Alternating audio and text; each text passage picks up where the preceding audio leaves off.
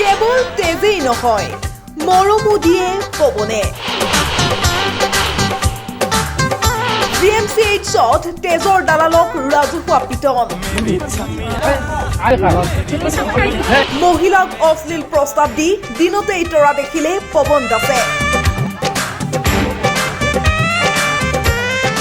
মহিলাই ৰাজপথত বগৰাই প্ৰহাৰ কৰিলে পৱনক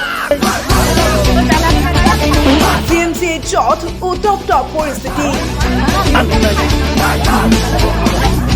হঠাৎ GMCH চৌহদত উত্তপ্ত পৰিস্থিতি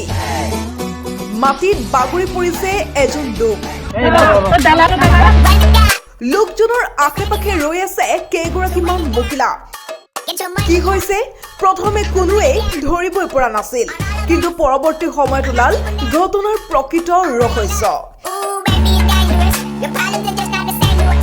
এই লোকজন হৈছে সৰভোগৰ আমগুৰি গাঁৱৰ পৱন দাস GMCHৰ তেজৰ দালাল বুলি পৰিচয় থকা এইজন পৱনৰ দালালিৰ উপৰিও আছে আন এক পৰিচয় পৱনৰ মহিলাৰ প্ৰতি আছে লুলুপ দৃষ্টি দিনৰ দিনটো GMCHত তেজৰ নামত দালালি কৰি থকা এইজন পৱনৰ মহিলাৰ প্ৰতি থকা দুৰ্বলতাৰ বাবেই আজি এই অৱস্থা হ'ল শুকুৰবাৰে দিন দুপৰতে GMCHৰ সন্মুখত তেজ বিচাৰি অহা এগৰাকী মহিলাক অশ্লীল প্ৰস্তাৱ দি এইদৰে খালে ৰাজহুৱা পিটন চাওক এই দৃশ্য মহিলাৰ প্ৰহাৰত চৰিত্ৰহীন পৱনৰ অৱস্থা এফালে দিনৰ দিনটো GMCHত তেজৰ নামত দালালি কৰি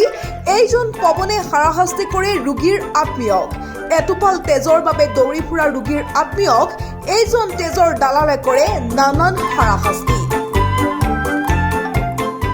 অৱশ্যে তেজৰ নামত দালালি কৰি লাখ লাখ টকা ঘটা এইজন পৱনক আকৌ সুৰক্ষা দি থকাৰ অভিযোগ আছে GMCH কৰ্তৃপক্ষৰ বিৰুদ্ধে